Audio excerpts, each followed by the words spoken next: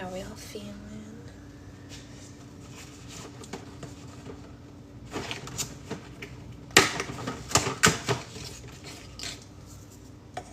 Hello. Good morning.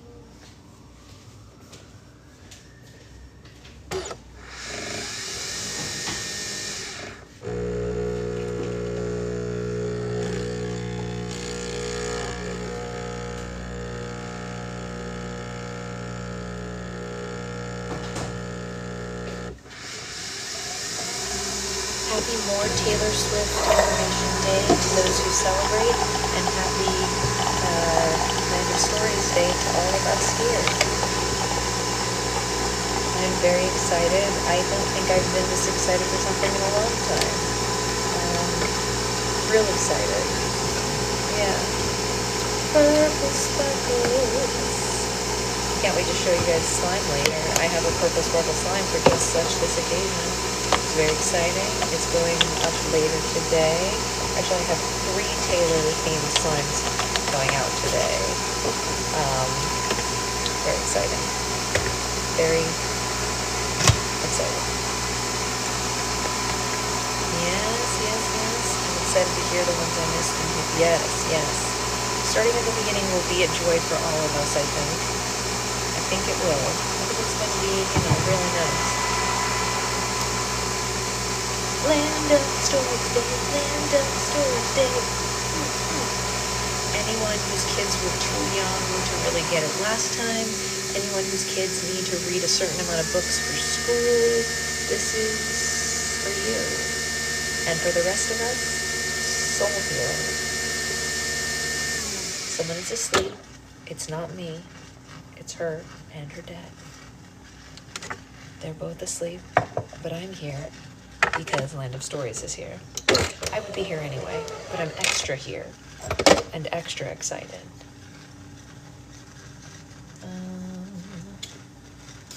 Let's go ahead and have this one, and then this one too. Let's double or nothing today. Good morning, Stephanie. Good morning, Avery. Very exciting for all of us. It's one of those days where we're going to have a good day. We're going to have a good day. Good morning. Good morning, Becca. Good morning to Becca and the kids at the airport. Not sure if Deborah is with you. If she is, good morning to her as well. Don't know, but she is. Okay, well, good morning to her as well then. I would never exclude her except when she's not there. Good morning to Deborah. Good morning to all the children. Good morning to Becca. Good morning to everyone who loves Land of Stories and everyone who has yet to experience it. We are so excited that you're here. The most fun sloth, she's coming to me.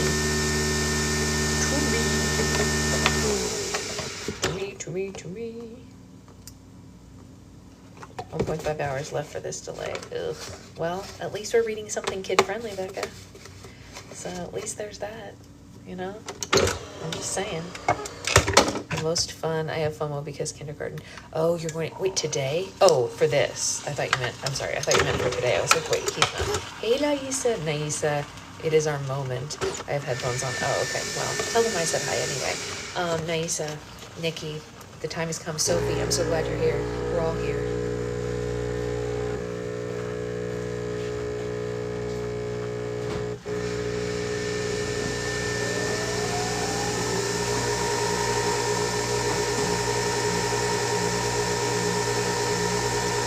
I'm so excited too. I'm so excited. No, just the visit makes me sad. I know, but we're going to work it out, Liz. We're going to make one happen. I don't know when, I don't know how, but we will do it. You know we will.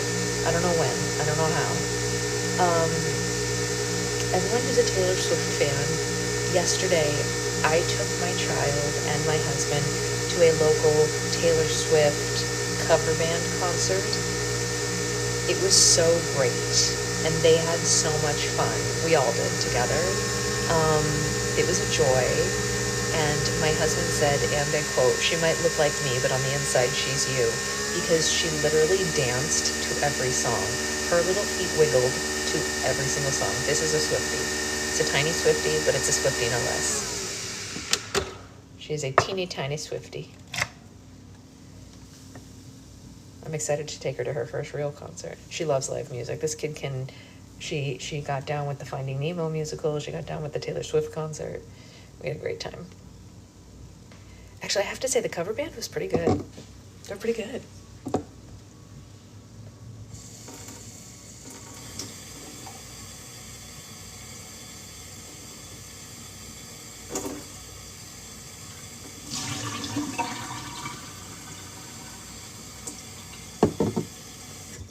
Apparently they travel the country performing at like fairs and stuff, doing Taylor stuff, and honestly, I'd go again. It was good. I'm anxiously waiting the next tour announcement. Yes. I can't wait to see pictures of that, right? Oh my God. There's one here, the very one. Yeah. Yesterday was beautiful. It was not hot at all for us. So we got lucky. The weather was outstanding yesterday, you guys. Outstanding. Becca has that to look forward to because where Becca lives, the weather has been less than stellar recently. So it's exciting for her that she's coming here to where the weather is excelente. Good morning, Priscilla. Is everyone ready? Are you all ready? Like mentally, emotionally? I'm so jealous of everyone. Me too. I was just about to say that. I said it was 115. That's a no. 115 is a no from me. Yesterday it was like 74 degrees when we went to the concert, Stephanie. So 74 degrees in the shade was just about as good as it gets. Hey, Anya. Are we reading in order? We're reading in the order that they were released because, and I'm going to tell you why really quickly before we start. So here's the thing. My husband and I were talking about this yesterday, and he asked me what order I was going to read Land of Stories to you all in for the reread.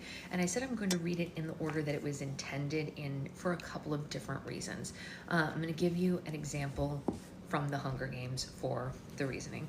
So technically there are prequels in this series. There's a prequel in Harry Potter. There's a prequel in Hunger Games, right? But when you read it in the order that, well, first of all, that they came out, but also kind of that the author intended them, there's something that happens. You fall in love with the characters in the way that the author means for you to fall in love with them. And I'm going to use Hamish as an example because we all just read the Hunger Games, right? So excited. Here we go. We are going to do them too. Yeah, Naisa. But I think, in the Hunger Games books and movies, you see that moment where, I think Naisa brought this up, where Hamish looks away at the chariot race and you don't know why. You could assume any number of things. You could assume he's sick from drinking too much because he's a drunk and he just needs to look away. You could assume he just looks away because he's sick of seeing it year after year and he knows what it means. You can see any number of things. And then you read the prequel with him and his story and you find out that someone very dear to him passed in the chariot race. That was the first chariot race. You know what I mean? So if you find that out first, when you get to the other thing, it doesn't pack as much of a punch, So I'm going to read them in the order that we're not reading Hunger Games is she. This is Chris Colfer. He intended them. But also I think reading the original series first will allow you to fall in love with the characters in the way that will make you love them more when we get to the prequels. Good morning, Brittany. So before we start, I want to ask a question. Who is hearing Land of Stories today for the first time? I'm so excited for you if it's you. What I wouldn't pay to be in your shoes.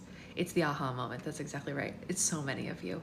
I'm going to tell you, I would literally pay money to have it erased from my brain so I could experience it again for the first time. Not that I'm not going to enjoy the reread. Of course I am. Naisa and I, we talk about this all the time. But we are so jealous because I would literally pay money for this experience to happen again. It's so good. It's almost incomprehensibly good. And I'm going to tell you, we started this book and this series by total accident the first time. I told you all, I went to a little library, like the little libraries in a park with Zoe, and I let her pick out a book. And this copy of this book was in that little library. It was someone else's before. You can see that it belonged maybe to an actual library or to a kid who got 15 points for reading it or whatever. I don't know whose this was before. It doesn't matter. They put it in the little library for someone else to have, and that someone else was us. And it was one of the greatest things that ever happened to me, finding this book in that little library. Little libraries can change lives. So today we're going to read the beginning of Land of Stories, The Wishing Spell. I'm so excited for you all. Oh boy. There's a map. It literally was Naisa. I know she doesn't know what she's missing, but she's going to internalize it by hearing it. It's going to be great. All right. Let's see. I found some books and there's 0 chance everybody. Yes. Yeah. Well, I wouldn't ask you to. You know that. What I was also going to say is we're going to see now if my voices stay the same or if new voices arise in these characters. I'm going to try to remember the original voices, but no promises because, like, it's been 2 years. So I don't know. All right. So here is the dedication. To Grandma, for being my first editor and giving me the best writing advice ever received.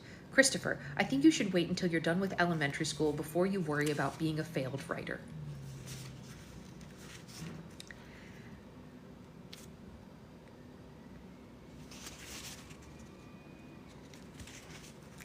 Quote, C.S. Lewis, someday you will be old enough to start reading fairy tales again.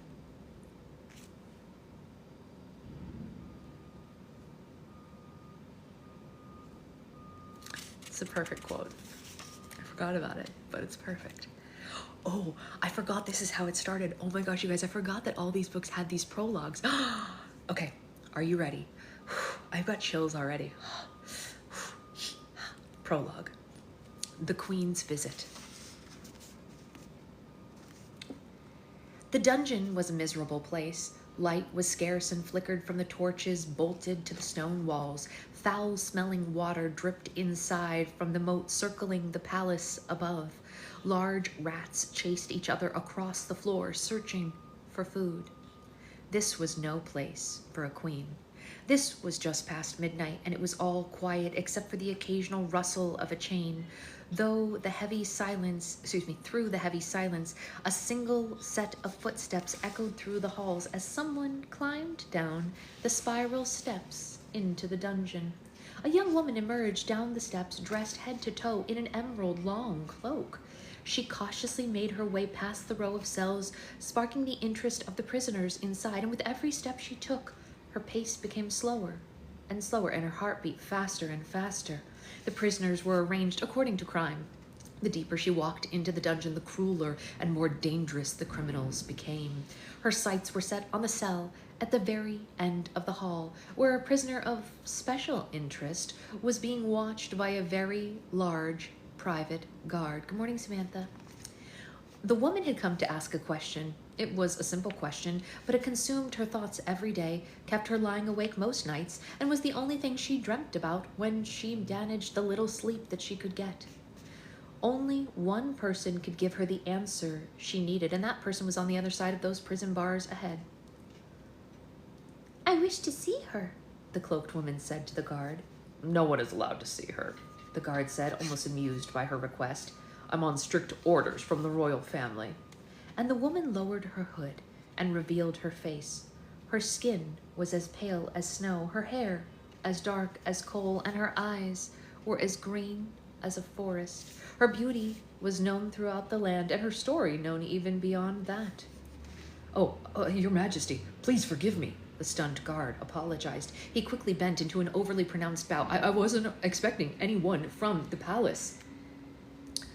No need to apologize, she said, but please do not speak of my presence here tonight. No, of course, the guard said, nodding, and the woman faced the bars, waiting for them to be raised, but the guard hesitated.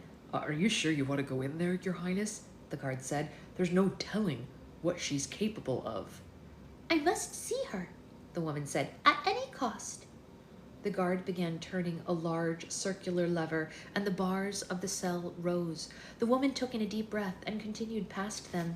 She journeyed through a longer, darker hallway where a series of bars and barriers were raised and then lowered after she walked past them. Finally, she reached the end of the hall, and the last set of bars was raised, and she stepped into the cell. The prisoner was a woman. She sat on a stool in the center of the cell and stared up at a small window. The prisoner waited a few moments before acknowledging the visitor behind her. It was the first visitor she had ever had, and she knew who it was without looking. There was only one person it could be. "Hello, Snow White," the prisoner said softly. "Hello, stepmother," Snow White replied with a nervous quiver. "I hope that you are well." Although Snow White had rehearsed exactly what she wanted to say, she was now finding it nearly impossible to speak. "I heard that you're queen now," her stepmother said. "It's true," said Snow White. "I've inherited the throne as my father intended." "So, to what do I owe this honor? Have you come to watch me wither away?" her stepmother said. There was such authority and power to her voice. It was known to make even the strongest of men melt like ice. "No, on the contrary," Snow White said. "I've come to understand." "To understand what?" her stepmother asked harshly. "Why?" Snow White hesitated. "Why you did what you did." And with this finally said, Snow White felt a weight lift off of her shoulders. She had finally asked the question it had been so strongly on her mind. Half of this challenge was now over. "Oh, there are many things about this world that you don't understand," stepmother said, and she turned to look at her stepdaughter. It was the first time in a long time that Snow White had seen her stepmother's face. It was the face of a woman who had once possessed beauty without flaw, the face of a woman who had once been the queen. Now this woman was sitting before her, just a prisoner, whose looks had faded into a permanent and sorrowful scowl. "That may be," Snow White said, "but you can't blame me for trying to find some sort of reason behind your actions." The recent years of Snow White's life had become the most scandalous of the kingdom's royal history. Everyone knew the story of the fair princess who had taken refuge with the 7 dwarfs while hiding from her jealous stepmother. Everyone knew of the infamous poison apple and the dashing prince who had saved Snow White from a false death. The story was simple, but the aftermath was not. Even with a new marriage and a monarchy to occupy her time, Snow White found herself constantly wondering if the theories of her stepmother's vanity were indeed true. Something inside the new queen refused to believe that someone could be so malicious. "Do you know what they're calling you out there?" Snow White asked. "Outside the walls of this prison, they refer to you as the Evil Queen." "Well, if that's what the world has labeled me, then that is the name that I shall learn to live with," the Evil Queen said. "Once the world has made a decision, there's little anyone can do to change its mind." Snow White was astonished by how little her stepmother cared, but Snow White needed her to care. She needed to know there was some humanity left in her. "They wanted to execute you after after they discovered your crimes against me. The whole kingdom, they wanted you dead." Snow White's voice faded into a whisper as she fought off the emotions building up inside of her. But I wouldn't allow it. I couldn't." "Am I supposed to thank you for sparing me?" the Evil Queen asked. "If you expect someone to fall at your feet and express gratitude, you've come to the wrong cell." "I didn't do it for you. I did it for myself," Snow White said. "Like it or not, you're the only mother that I've ever known. I refuse to believe that you're the soulless monster the rest of the world claims you to be. Whether it's true or not, I believe there's a heart deep down inside of you." Tears rolled down Snow White's pale face. She had promised herself she would stay strong, but she had lost control of her emotions once she stepped inside her stepmother's presence. "Well, then I'm afraid you're wrong," the Evil Queen said. "The only soul I ever had died a long time ago, and the only heart you'll find in my possession is a heart of stone." The Evil Queen did indeed have a heart of stone, but not inside her. It was a rock in the shape and size of a human heart on this small table in a corner of a cell. It was the only item that the Evil Queen had been permitted to keep when she was arrested. Snow White recognized the stone from her childhood. It had always been very precious to her stepmother, and the Evil Queen had never let it out of her sight. Snow White had never been allowed to touch it or hold it, but nothing was stopping her now. She walked across the cell. She picked it up and curiously stared down at it. It brought back so many memories, all the neglect, all the sadness that her stepmother had caused her as a child, rushed right back through her. All of my life I only wanted one thing, Snow White said. Your love. When I was a girl, I used to spend hours hiding in the palace just hoping that you would notice that I was missing, but you never did. You spent your days in your chambers with your mirrors and your skin creams and this stone. You spent more time with strangers and anti-aging methods than you did with your own daughter, but why? The Evil Queen did not answer. You tried to kill me 4 times, 3 of which you attempted yourself, Snow White said, shaking her head in disbelief. And when you dressed as an old woman and you came to the dwarf's cottage, I knew it was you. I knew you were dangerous, but I kept letting you in, and I kept hoping that you would change. I let you harm me. Snow White had never confessed this to anyone, and she couldn't help but bury her face in the palms of her hands, crying after she said it. You think that you know heartbreak? The Evil Queen said so sharply that it startled her stepdaughter. You know nothing of pain. You never received affection from me, but from the moment you were born, you were loved by the whole kingdom. Others, however, are not so fortunate. Others, Snow White, sometimes only have the loves that they've ever known taken from them. Snow White didn't know what to say. What love was she referring to? Are you speaking of my father? Snow White asked, and the Evil Queen closed her eyes, shook her head. Oh, naivete is such a privileged trait, she said. Believe it or not, Snow White, I had my own life before I came into yours. Snow White grew quiet and slightly ashamed. Of course she knew her stepmother had had a life prior to marrying her father, and she had never considered what that consisted of. Her stepmother had always been such a private person that Snow White never had reason to. Where's my mirror? The Evil Queen demanded. It is to be destroyed, Snow White told her, and suddenly the Evil Queen's stone became much heavier in Snow White's hand. Snow White didn't know if this was really happening or maybe she was imagining it. Her arm became tired from holding the stone heart and she had to put it aside. There's so much that you're not telling me, Snow White said. There are so many things that you've kept from me all these years. The Evil Queen lowered her head and stared at the ground. She remained silent. I may be the only person in the world... Nope. I may be the only person in the world with any compassion for you. Please tell me that compassion isn't going to waste, Snow White pleaded. If there were events in your past that influenced your recent decisions, please just explain that to me. Still there was no response. I'm not leaving here until you tell me, Snow White yelled, raising her voice for the first time in her life. Fine, said the Evil Queen. Snow White took a seat on another stool in the cell, and the Evil Queen waited a moment before beginning, and Snow White's anticipation grew. Your story will be romanticized forever, she told Snow White. No one will ever think twice about mine. I will continue to be degraded into nothing but a grotesque villain by the end of time. But what the world fails to realize is that a villain is a victim whose story has not yet been told. Everything I've done, my life's work, my crimes against you, it's all been for him. Snow White felt her heart grow heavy. Her head was spinning, and curiosity had taken over her entire body. Who? She asked so quickly that she forgot to hold back the desperation in her voice. The Evil Queen closed her eyes and let her memory surface. Images of places and people from her past flew out from the back of her mind like fireflies in a cave. There was so much that she had seen in her younger years, so many things she wished to remember, and so many things she still wished to forget. I'll tell you about my past. Or at least, the past of someone I once was, the Evil Queen said. But consider yourself warned. My story is not one that ends with a happily ever after.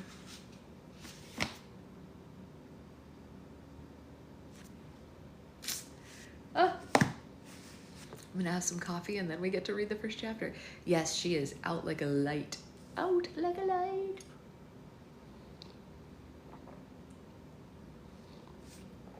That was the prologue.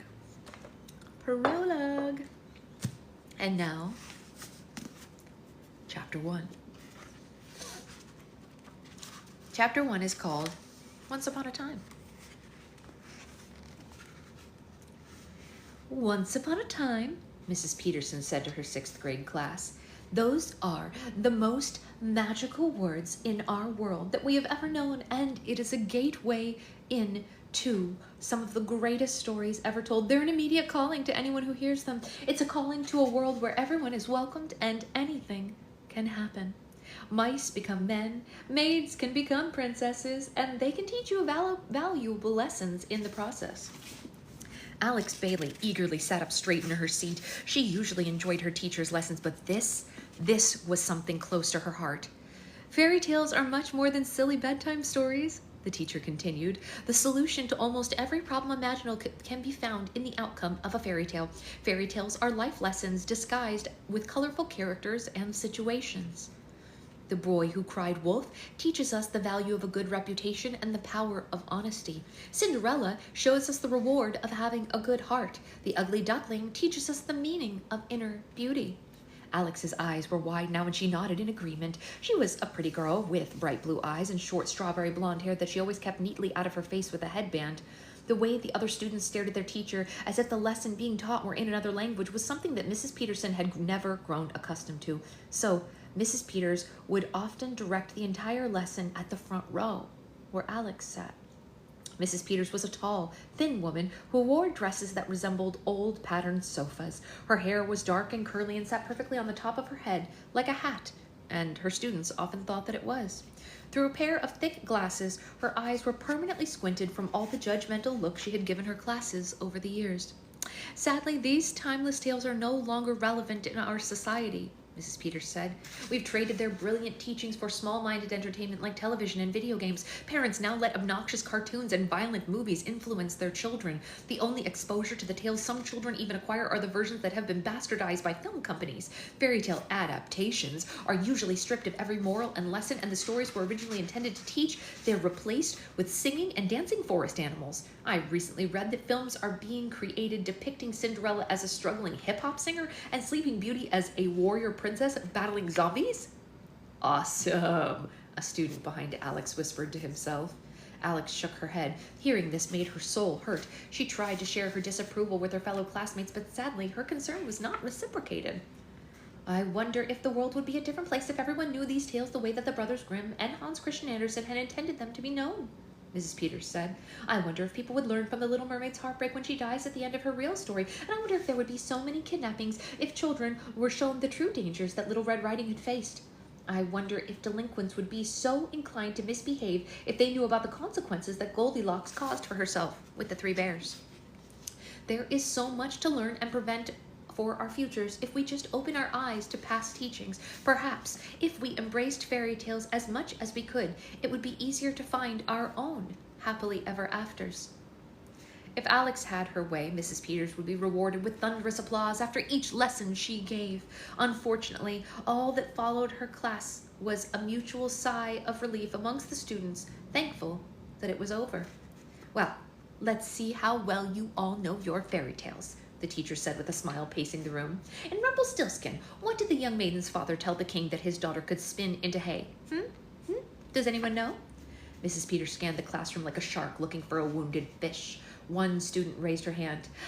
Yes, Miss Bailey, Mrs. Peters called. He claimed that she could spin hay into gold, Alex said. Very good, Miss Bailey, Mrs. Peters said. If she had a favorite student, not that she would ever admit to having one, Alex would be it. Alex was always eager to please. She was the definition of a bookworm. It didn't matter the time of day, before school, during school, after school, before bed, she was always reading. She had a thirst for knowledge, and because of it, Alex was the first person to answer all of Mrs. Peters' questions. She tried her best to impress her classmates with every chance she got, putting extra effort into each book report and class presentation that she was assigned. However, this usually just annoyed the other students, and Alex was often teased for it. She constantly heard other girls making fun of her behind her back. She usually spent lunch alone under a tree somewhere with an open library book. Although she would never tell anyone, Alex was so lonely that it sometimes hurt. Now, can anyone tell me what the compromise was that the maiden made with Rumpelstiltskin? Alex waited a moment before putting her hand up. She didn't want to seem like a total teacher's pet. Yes, Miss Bailey. In exchange for turning the hay into gold, the maiden promised to give Rumpelstiltskin her firstborn child when she became the queen, Alex explained. That's a pretty steep deal, said a boy behind Alex. What's a creepy old short man want with a baby anyway? A girl next to him asked.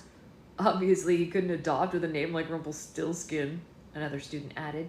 Did he eat the baby? Someone else asked nervously, and Alex turned around to face her clueless peers. No, you're all missing the point of the story, Alex said. Rumpelstiltskin took advantage of the maiden because she was in need. The story is about the price of a bad negotiation, what we're willing to give up in the long term for something in the short term. Get it? If Mrs. Peters could change her facial expression, she would have looked very proud. Yes, nicely put, Miss Bailey, she said. I must say, in all my years of teaching, I've rarely come across a pupil with as much in-depth knowledge as a loud snore suddenly came from the back of the classroom. A boy in the back row was slouched over his desk, drooling from the corner of his mouth, very much asleep. Alex, you see, had a twin brother, and it was in moments like these that she wished she didn't. Mrs. Peters diverted her attention to him like a paperclip to a magnet. Mr. Bailey? Mrs. Peters asked, and he continued to snore. Mr. Bailey, Mrs. Peters asked again, kneeling down closer to him. He let out another enormous snore, and a few of the students wondered how it was possible for such a loud noise to even come out of him. Mr. Bailey, Mrs. Peters shouted into his ear. As if someone had lit a firework under his seat, Connor Bailey jumped back to life, almost knocking his desk over. Hey, well, where am I? What happened? Connor asked in a panicked state of confusion. His eyes darted around the room while his brain tried to remember where he was. Like his sister, he also had bright blue eyes and strawberry blonde hair. His face was round and freckled, and in that moment it was slightly smushed to one side like a basset hound when it first wakes up from a nap. Alex couldn't have been more embarrassed by her brother. Besides sharing looks and a birth date, she and her brother couldn't have been more different. Connor may have had a lot of friends, but unlike his sister, he had trouble in school, and mostly he had trouble staying awake. Oh, I'm so glad that you decided to join us, Mr. Bailey, Mrs. Peters said sternly. Did you have a nice nap? Connor turned bright red. I'm so sorry, Mrs. Peters. He apologized, trying to be as genuine as possible. Sometimes when you talk for long periods of time, I doze off. No offense, I really can't help it. You fall asleep in my class at least twice a week, Mrs. Peters reminded him. Well, you do talk a lot. And before he could stop himself from saying it, Connor knew that it was the wrong thing to say. A few of the students had to bite their hands to stop from laughing. Well, I recommend that you stay awake while I teach, Mr. Bailey, Mrs. Peters threatened. Connor had never seen anyone squint their eyes so tight without shutting them before. Unless you know enough about fairy tales to teach this lesson yourself, she added. I probably do, Connor said, and once again he spoke without thinking. I mean, I know a lot about the stuff, that's all. Oh, really? Mrs. Peters never backed down from a challenge. Every student's worst nightmare was that they would be her challenger. All right, Mr. Bailey, if you're so knowledgeable, answer me this question. Connor gulped. In the original tale of Sleeping Beauty, how many years does the princess sleep before she's awoken by her true love's first kiss? Mrs. Peters asked, studying his face, and now all eyes were on him, impatiently waiting for the slightest indication that he didn't know the answer. But fortunately for Connor, he did. 100, Connor answered. Sleeping Beauty slept for 100 years. That's why the castle grounds were covered in vines and stuff, because the curse affected everyone in the kingdom, but there was no one to garden. Mrs. Peters didn't know what to do or say. She frowned down at him, immensely surprised. This was the first time that he'd ever been correct when she put him on the spot, and she certainly hadn't expected it. Huh. Try to stay conscious, Mr. Bailey. Lucky for you, I used my last attention slip just this morning, but I can always request more. Mrs. Peters said that and promptly walked to the front of the classroom to continue her lesson. Connor sighed with relief, and the red drained from his face. He met his sister's eyes, and even she was surprised that he'd gotten the answer right. Alex hadn't expected Connor to remember any of the fairy tales. Now, class, I want you to all get out your literature books and turn to page 170 and read Little Red Riding Hood quietly, to yourselves, Mrs. Peters instructed, and the students did as they were told. Connor made himself comfortable as possible in his desk and began reading. The stories, the pictures, the characters, these were all familiar to him. One of the things that Alex and Connor had to look forward to the most when they were younger was trips to see their grandmother. She lived up in the mountains in the heart of the woods in a tiny house that could be best described as a cottage, if things like that still existed. It was a long journey, a few hours by car, but the twins loved every minute of it. The anticipation would grow as they traveled up the winding roads and through the endless trees, and when they crossed a yellow bridge, the twins would exclaim with excitement, "We're almost there! We're almost there!" And once they arrived, hello, beautiful, their grandmother would greet them at the door with open arms and hugs so tight they would almost pop. Look at you two. You've both grown a foot since the last time I saw you, Grandma would say, even though, of course, they hadn't. And then she would lead them inside, where a freshly baked batch of cookies waited for them. Their father had grown up in these woods and would spend hours each day telling the twins of his adventures as a kid, all the trees he'd climbed, all the streams he'd swum, and all the ferocious animals he'd escaped from. Most of his retellings were highly exaggerated, but they loved this time with him more than anything else in the world. Someday when you're older, I'll take you to all the secret places where I used to play, their father would tease them. He was a tall man with kind eyes that would wrinkle whenever he smiled, and he did smile quite a bit, especially when he was teasing the twins. At night, the twins' mother would help their grandmother cook dinner, and after they had all eaten, and as soon as the dishes were done, the family would sit around the fireplace, and their grandmother would open her big storybook, and she and their father would take turns reading the twins' fairy tales as they fell asleep. Sometimes the Bailey family would be up until sunrise. They told stories with such detail and passion that it didn't matter how many times the twins heard the same story. They were the best memories any child could ask for. Unfortunately, the twins hadn't been back to their grandmother's cottage in a very long time. Mr. Bailey, Mrs. Peters shouted. Connor had dozed off again. I'm sorry, Mrs. Peters, he bellowed back, sitting straight up in his seat like a soldier on guard. If looks could kill, Connor would have been dead from the scowl she was sending him. What did we think of the real Little Red Riding Hood? The teacher asked her class, and a girl with frizzy hair and thick braces raised her hand. Mrs. Peters? The frizzy-haired girl asked. I'm confused. And why is that? Mrs. Peters said, as if asking what on earth could possibly confuse you about this, you idiot? Because it says the big bad wolf is killed by the hunter, the frizzy-haired girl explained. I always thought that the wolf was just upset because the other wolves in his pack made fun of his snout, and he and Little Red Riding Hood became friends at the end. At least that's what happened in the cartoon I used to watch when I was little. Mrs. Peters rolled her eyes so far to the back of her head that she could have seen what was behind her. That, she said with a clenched jaw, is exactly why we're having this lesson. The frizzy-haired girl became wide-eyed and sad. How could something so dear to her have been so wrong? For homework, Mrs. Peters said, and the room unanimously slumped in their seats. You're to pick your favorite fairy tale and write a paper on it, due tomorrow. The real lesson that the story is trying to teach us. And Mrs. Peters... Okay, what's wrong? What's wrong? What's wrong, baby angel? What's wrong? Mrs. Peters went to her desk and the students began working on their assignments with the little class time remaining. Mr. Bailey, Mrs. Peters summoned Connor to her desk. A word, please. Connor was in deep trouble and he knew it. He cautiously stood up and walked to Mrs. Peters' desk. The other students gave him a sorrowful look as he walked by as if he were walking to his executioner. Yes, Mrs. Peters? Connor asked. Connor, I'm trying to be very sensitive about your family situation, Mrs. Peters said, glaring at him over the frames of her glasses. Family situation, 2 words that Connor had heard too many times in the last year.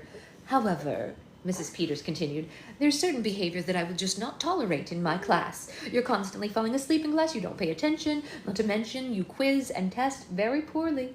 Your sister seems to be functioning just fine. Perhaps you could follow her example? It was a comparison that felt like a kick in the stomach every time someone made it. Indeed, Connor was not his sister by any means, and he was always punished because of it. If this continues, I'll be forced to have a meeting with your mother. Do you understand? Mrs. Peters warned him. Yes, sir. I mean, ma'am. I meant, ma'am. I'm sorry. It just hadn't been his best day. Okay, then. You may have a seat. Connor slowly walked back to his seat, his head hanging slightly lower than it had all day. More than anything, he hated feeling like a failure.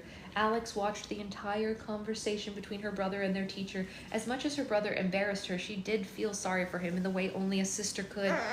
Alex flipped through her literature book, deciding which story to write about. The pictures weren't as colorful and as exciting as they'd been in her grandmother's book, but seeing all the characters she'd grown up reading made her feel at home, a feeling that recently had become a rarity. If only fairy tales were real, she thought. Somebody could wave a wand. Hey, can Mommy read this last line? If only fairy tales were real, she thought. Somebody could wave a wand and magically make things how they used to be. Okay, that's it. That's the whole chapter. That's it. Shall we read chapter 2 sitting on your blankie? Because we still have time. It's only 9:07. Do you want to go to your playmat? You want to go to your playmat? Is that what you want? Yes, okay. Okay, I'm going to put her on the playmat and then we'll finish, okay. Okay, you want to go on the playmat? 1, 2, 3. 1, 2, 3. 1, 2, 3. 1, 2, 3. 1, 2, 3. Okay. Oh yeah, it's about fairy tales for sure. All right, let's go. I'm coming. We're all coming together. The gang's all here. Don't worry. They're about to go on their Tower of Terror ride. Give them 1 second.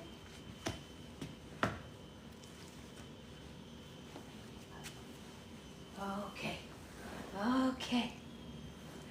Okay. Boop. Boop.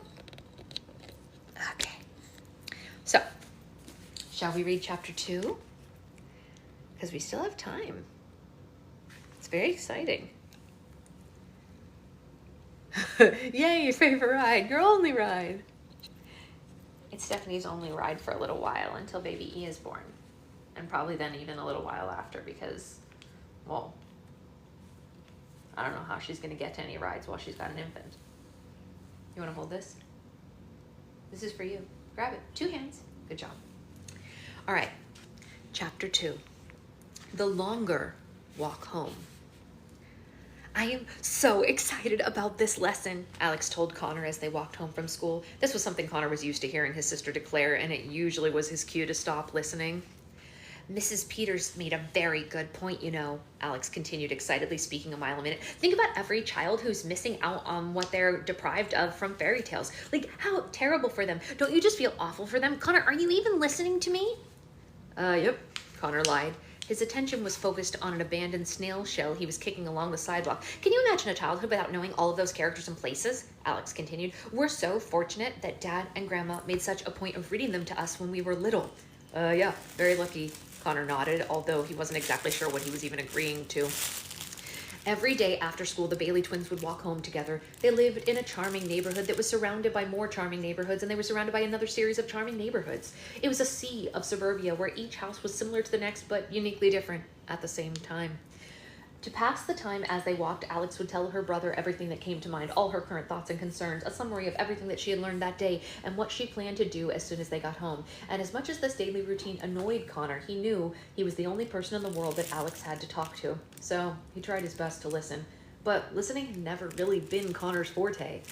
How am I ever going to decide which story to write about? It's too difficult to choose, Alex said, clapping her hands with excitement. Good job turning over, honey.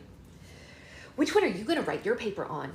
Connor said, whipping his head up from looking at the ground. He had to mentally rewind the conversation to remember who that question was about. Yeah, the boy who cried wolf, he said, choosing the first fairy tale that came to mind. What? You can't choose that one, Alex said, shaking her head. No, that's the most obvious one. You have to select something more challenging to impress Mrs. Peters. You should pick something with a message hidden deeper inside of it, one that isn't so on the surface. Connor sighed. It was always easier to just go along with Alex instead of arguing with her, but sometimes it was unavoidable. All right, okay, fine.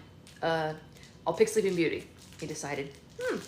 Interesting selection, Alex said, intrigued.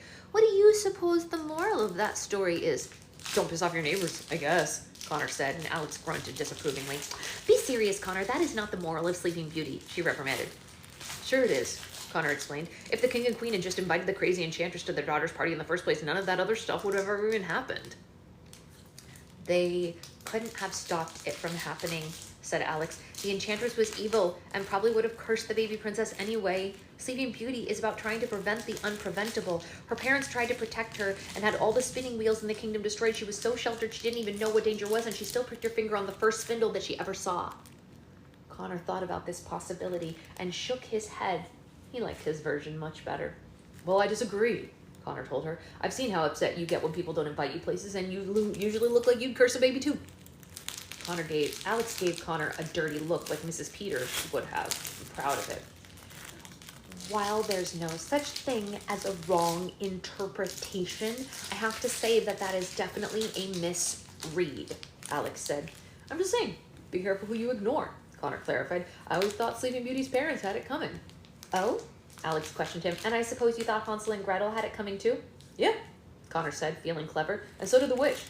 How so? Alex asked. Because, Connor explained with a smirk on his face, if you're gonna live in a house made of candy, don't move next door to a couple of obese kids. A lot of these fairy tale characters are just missing common sense. Alex let out a disapproving grunt, and Connor figured that he could get at least 50 more out of her before they got home. The witch didn't live next door. She lived deep in the forest. They had to leave a trail of breadcrumbs behind so they could find their way back, remember? And the whole point of the house was to lure the kids in. They were starving, Alex reminded him. At least have all your facts straight before you criticize. All right, well, if they were starving, what were they doing wasting breadcrumbs? Connor asked. Sounds like a couple of troublemakers to me. Alex grunted again. And in your deranged mind, what do you think the lesson of Goldilocks and the Three Bears is? Alex challenged him. Oh, easy, Connor said. Lock your doors. Robbers come in all shapes and sizes. Even curly-haired little girls can't be trusted. Alex grunted again and crossed her arms. She tried her best not to giggle. She didn't want to validate her brother's opinion. Goldilocks is about consequences. Mrs. Peters said so herself, Alex said. Although Alex would never admit it, sometimes arguing with her brother was amusing. What do you suppose Jack and the Beanstalk is about? She asked. Connor contemplated for a moment and then slyly grinned. Bad beans can cause more than indigestion, he answered, laughing hysterically to himself, and Alex pursed her lips to hide a smile. All right, well, what do you think the lesson of Little Red Riding Hood is? She asked him. Do you think that she should have mailed her grandmother the gift basket? Oh, now you're thinking, he said. Although, I've always felt a little sorry for Little Red Riding Hood. It's obvious that her parents didn't like her very much. Why do you say that? Alex asked, wondering how he could have possibly construed that from the story. Who sends their young daughter into a dark and wolf-occupied forest carrying freshly baked food and wearing a bright-colored jacket? Connor asked. They're practically asking for a wolf to eat her. She must have annoyed the heck out of them. Alex held back her laughter with all her might, but to Connor's delight, she let a quiet chuckle slip. I know you secretly agree with me, Connor said, bumping shoulders with her. Connor, it's people like you who ruin fairy tales for the rest of the world, Alex said, forcing the smile on her face to fade. People make jokes about them and suddenly the whole message is lost. Alex suddenly stopped walking. All the color in her face slowly drained and something across the street caught her eye. Something very disappointing. Hey, what's the matter? Connor asked, turning back to her. Alex was staring at a large house. It was a lovely home with a painted blue with a white trim, and it had several windows. The front yard landscaped to perfection. It had just the right amount of grass, patches of colorful flowers, and a large oak tree that was ideal for climbing. If a house could smile, this house would be grinning from ear to ear.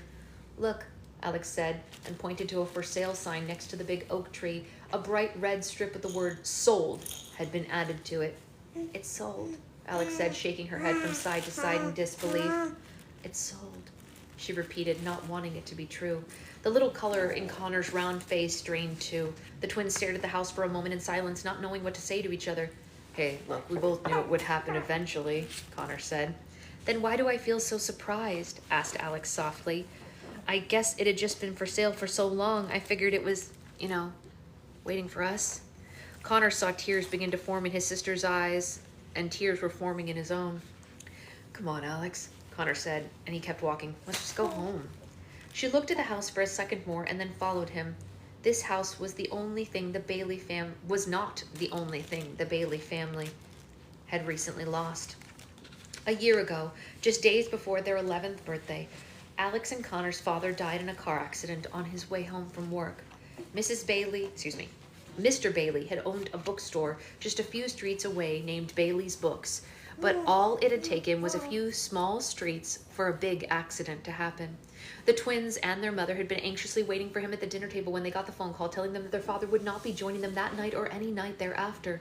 He had never been late to dinner before, so as soon as the telephone rang, they all knew something was wrong. Alex and Connor could never forget the look on their mother's face when she answered the phone, a look that told them without saying a word that their lives would never be the same. They had never seen their mother cry like she did that night. Everything happened so fast after that, it was hard for the twins to remember what order it all happened in. You want to sit up? You want to sit up? You can sit up. You want to sit? Here. Here you go. Here you go. Yeah. They remembered their mother making a ton of phone calls and having to deal with a lot of paperwork.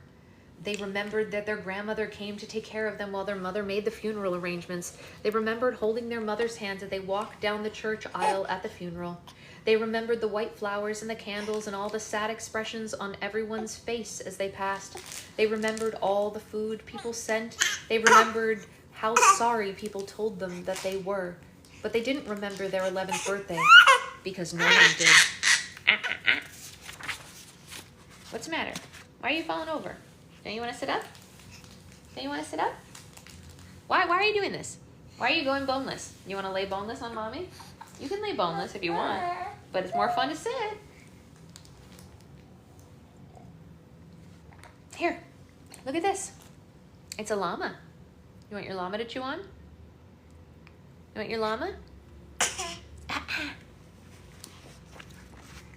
The twins remembered how strong Grandma and Mom stayed for them in those following months. They remembered their mother explaining to them why they had to sell the bookstore. They remembered eventually their mother couldn't afford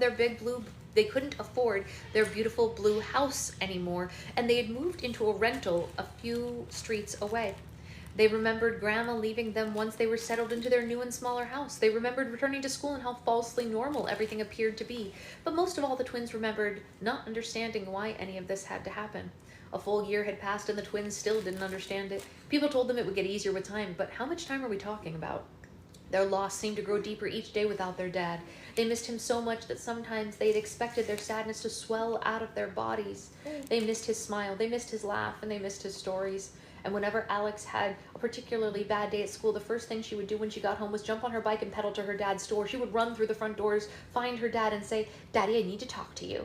It didn't matter if he was helping a customer, putting away brand new books on the shelves. Mr. Bailey would always stop what he was doing and take his daughter to the storage room in the back and listen to what had happened. "Hey, what's the matter, sweetheart?" he would ask with big and concerned eyes. "I had a really bad day, Daddy," Alex said on one occasion. "Are the other kids still teasing you?" he asked. "I can call the school and I can ask your teacher to have a talk with them." "No, that wouldn't solve anything," Alex said through sniffles. "By publicly persecuting me, they're filling an insecure void caused by social and domestic neglect." Mr. Bailey scratched his head. "So what you're saying, sweetheart, is that they're just jealous of you?" he asked her. "Yeah, exactly," Alex said. "I read a psychology book in the library today at lunch and it explained everything." Mr. Bailey let out a proud laugh. His daughter's intelligence constantly amazed him. "I think you're just too bright for your own good, Alex," he said. "Sometimes I wish I was like everyone else," Alex confessed. "I'm really tired of being lonely, Dad. If being smart and being a good student means that I'll never have friends, then I wish I was more like Connor." "Alex, have I ever told you the story about the curvy tree?" Mr. Bailey asked. "No," Alex answered, and Mr. Bailey's eyes lit up. They always did when he was about to tell a story. "Well," he started. "Hey, what are you doing? Don't you want to listen to the curvy tree? Here, why don't you turn around and look at Mommy so you can watch me read, huh? And I'll hold you up on my feet. There we go. How about that? Is that better? We're going to read the curvy tree. Are you ready?" One day when I was very young, I was walking around the woods and I saw something particular. It was, peculiar, not particular. Peculiar. It was an evergreen tree, but what are you doing? But it was different from every other evergreen tree I had ever seen. Instead of growing straight out of the ground, Hey, here. this is her, I think I told you guys, her new thing is that she fake coughs when she wants attention. She goes, All right, let's try to read this as one thing. Are you ready, honey? Okay. One day when I was very young, I was walking around the woods and I saw something very peculiar. It was an evergreen tree, but it was different from any other evergreen tree I had ever seen. Instead of growing straight out of the ground, its trunk curved and wound around in a circle, like a large vine. "How?" Alex asked, utterly entranced. "That isn't possible. Evergreen trees don't grow like that." "Yeah, well, perhaps someone forgot to tell that to the tree," Mr. Bailey said. "Anyway, one day the loggers came out and they cut down every single tree in the area except for the curvy tree." "Why?" Alex asked. "Well, because they figured it was unusable," Mr. Bailey answered. "You could never make a table or a chair or a cabinet out of it. You see, the curvy tree might have felt different from the other trees, but its uniqueness is what saved it." So whatever happened to the curvy tree? Alex asked. Oh, it's still there today, Mr. Bailey said with a smile. It's growing taller and taller, curvier and curvier every day. A tiny smile grew on Alex's face. I think I get what you're trying to tell me, Dad, she said. I'm glad, said Mr. Bailey. Now all you have to do is wait for the loggers to come and chop down your piers. Alex laughed for the first time all day. Mr. Bailey always knew how to cheer her up. It took the twins twice as long to get home since they moved into the rental house. It was a boring home with brown walls and a flat roof. Windows were few, and the front yard consisted only of a plain grass lawn that was barely alive because the sprinklers did not work. The Baileys' home was cozy but cluttered. They had more furniture than they had room for, and none of it matched the house because it was never intended to. Even though they lived here for more than half a year, unpacked boxes were still lined up against the walls. None of them wanted to unpack. None of them wanted to admit that they were staying long as they actually were. The twins immediately went upstairs to their separate bedrooms, and Alex sat at her desk and stared at her homework. Connor laid in his bed and started a nap.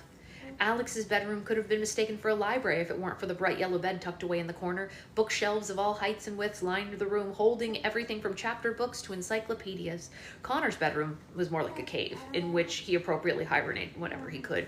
It was dark and messy. Patches of carpet could be seen in between piles of dirty clothes. Half-eaten grilled cheese sandwich rested on the floor, and it had been there good. It was dark and messy. Patches of carpet could be seen in between piles of dirty clothes. Half-eaten grilled cheese sandwich rested on the floor, and it had been there far.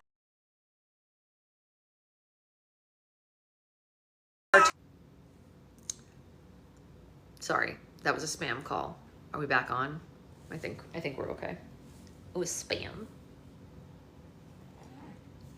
An hour or so later, the twins heard a sound that meant that their mother was visiting from work. They went downstairs to join her in the kitchen, and she was sitting at the table while on the phone, flipping through a stack of envelopes that she had just collected from the mailbox. Charlotte Bailey was a very pretty woman with red hair and freckled skin that the twins undoubtedly had inherited from her. She had a huge, caring heart, and she loved her kids more than anything else in the world. Unfortunately, they hardly ever saw their mother anymore. She was a nurse at the local children's hospital, and she was forced to work constant double shifts to support the family since her husband had passed away. Mrs. Bailey was already gone before the twins woke up every morning, and she would get home after the twins had gone to sleep. The only time that she had with the twins anymore was a brief lunch and dinner break that she spent at home. Mrs. Bailey loved her job, and she loved taking care of the children at the hospital, but she hated that it took time away from her own children. In a way, the twins felt like they had lost both their parents after their dad's death. Hi, guys, Mrs. Bailey said to the twins, covering the receiving end of the phone. Did you have a good day at school? Alex nodded positively, and Connor gave her an overenthusiastic thumbs up. Yes, I can work a double this Monday, she said into the phone, speaking with someone from the hospital. No problem, she lied. Most of the envelopes she was looking at had bright red warning stickers with final notice or payment due on them. Why did you do that if you didn't want to be that way? Huh? Huh? If you didn't want to be that way, why did you go that way, huh, silly Billy? Here, do you want this? Even working all the hours she worked, Mrs. Bailey had to get creative with money sometime.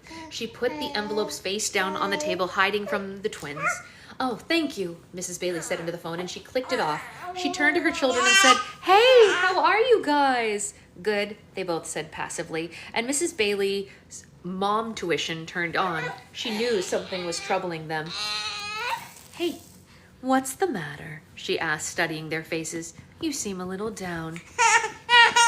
Hey, what's the matter? You seem a little down. Hey, what's the matter? You seem a little down. Hey. Hey, what's the matter? You seem a little down. What's the matter? You seem a little down. You seem a little down. Do you want to sit this way for a second? Okay. All right. Alex and Connor looked to each other, unsure of what to say. Did their mother know about the old house? Should they tell her? Hey, come on, their mother said. What is it? You can tell me anything. Hey, look, no, we aren't upset, Connor said. We knew it was going to happen eventually. What was? Mrs. Bailey asked. The house sold, Alex said. We saw it today on our walk home from school. What? Mrs. Bailey asked. The house sold. There was a moment before anyone said anything. This wasn't news to Mrs. Bailey, but the twins could tell she was just as disappointed as they were and had hoped that they wouldn't notice it. "Oh, that," Mrs. Bailey said, brushing it off. "Yes, I know. But you shouldn't be sad about it, though. We'll find a bigger and better house as soon as we catch up on things here." And that was that. Mrs. Bailey wasn't a good liar, and neither were the twins. Still, Alex and Connor smiled and nodded along with her. "All right, well, what did you learn in school today?" Hey, we're almost done. Here, have this piggy. 3 little pigs. Here.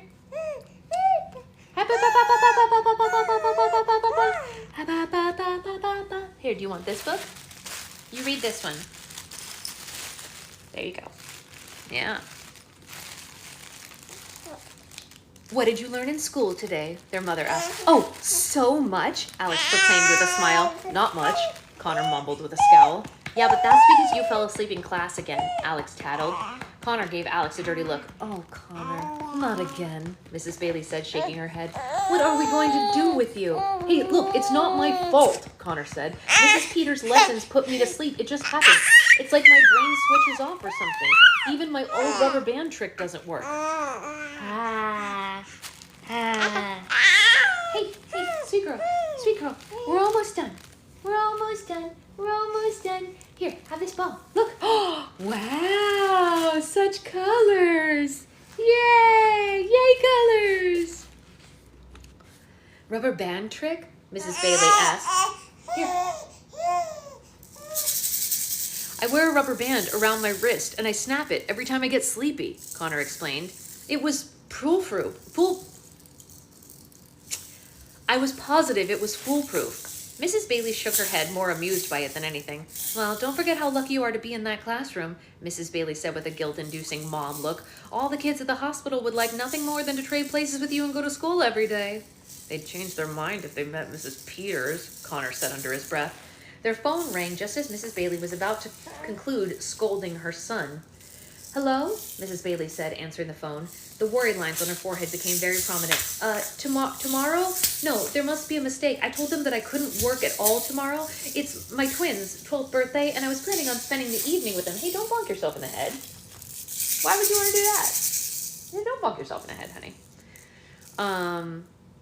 Alex and Connor looked at each other with the same surprised expression. They had almost forgotten that they were turning 12 the next day. Almost. "Are you positive there's no one else that can cover it?" Mrs. Bailey asked. Her voice was more desperate than she wanted it to sound. No, I understand. Yes, of course. No, yes, I am aware of the staff cut. No, yes. Okay, see you tomorrow." Mrs. Bailey hung up the phone, closed her eyes, and let out a deep and disappointed sigh. I have, some bad news, guys," she told them. "It looks like I'll have to work tomorrow night, so I won't be here for your birthday. But I'll make it up to you. We'll celebrate when I get home from work the next night, all right?" "Yeah, that's fine, Mom," Alex said cheerfully, trying to make her feel better. "We understand." "Yeah, it's okay," Connor added. "We weren't really expecting anything special anyway." The situation made Mrs. Bailey feel like the worst mother in the world, and their understanding made her feel even worse. She would have much rather watch them throw a fit or get angry or show any emotion approaching appropriate for their age. They were too young to be used to disappointment. "Oh," Mrs. Bailey said, fighting back the sadness inside her. "Well, great. We'll have dinner then, and get a cake, and we'll have a nice night. Now I'm just going to go upstairs for a minute before I head back to work." She left the kitchen and she hurried up the stairs into her bedroom. The twins waited a beat before climbing the stairs to check on her. They peered into their mother's bedroom. She was sitting on her bed crying with rolled up balls of tissues in both of her hands and a framed photo of her late husband talking to it. "Oh, John," Mrs. Bailey said, "I try to stay strong and keep our family going, but it's hard to do without you. They're such good kids. They really don't deserve this."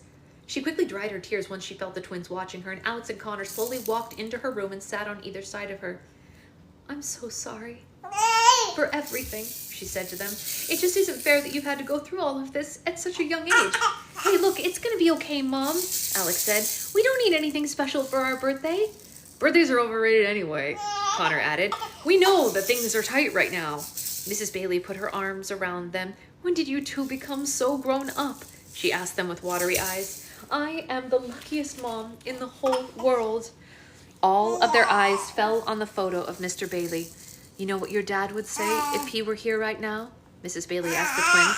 He would say, "Right now, we're living in an ugly chapter of our lives, but books always get better." The twins smiled at her, hoping that this was true. Oh boy. Oh boy. Look at that. 1 hour on the nose. Nailed it. Good morning, Cindy. All right. Well, that was the prologue and 2 chapters. We got through 3 things today. How is everyone new feeling about it? Who are you? Are you a Connor or an Alex? I'm an Alex, obviously. I don't know how anyone could not be hooked, Sophie. And it gets even better. Yes, it's very good. It's very good. You're a mix. That's fair. That's fair. You got me back to Book Love for Land of Stories. Yes. Hey, Nikki, I don't think you should say sadly. I think you should wait before you say sadly. I think, no spoilers, you guys. We all remember we don't do spoilers here, but for anyone who hasn't read this, stick with it before you say sadly about Connor. Yeah, well, we are all concerned about Connor's health. Yeah. Abba.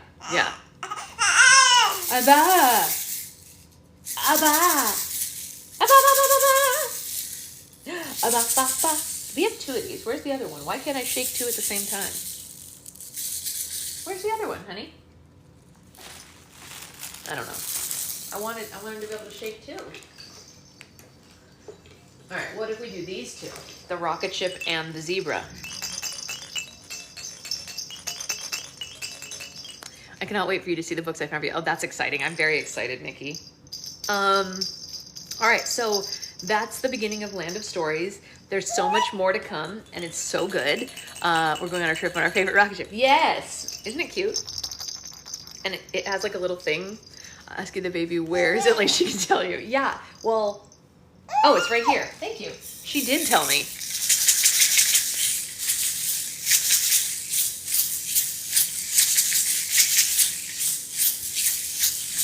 She thinks this is fascinating. Look, it's like weight.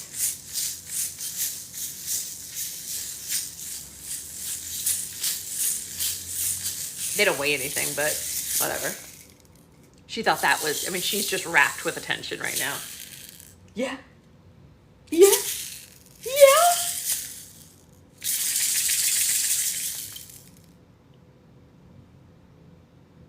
You think mommy's little nutty pants? She's going like this. Like, are you crazy? If they keep delaying free snacks and water. Yes, that is true, Becca. That is true. All right. Well, as long as everything goes according to plan, I will. Yeah, she's here for it. I will see you all in the early afternoon for some baby book club. I think today we're going to read Otter's Heart Family and the Squishmallow book because people really wanted the Squishmallow book, and I think we might also read Music Is for baby book club later today. So, yeah, that's exciting.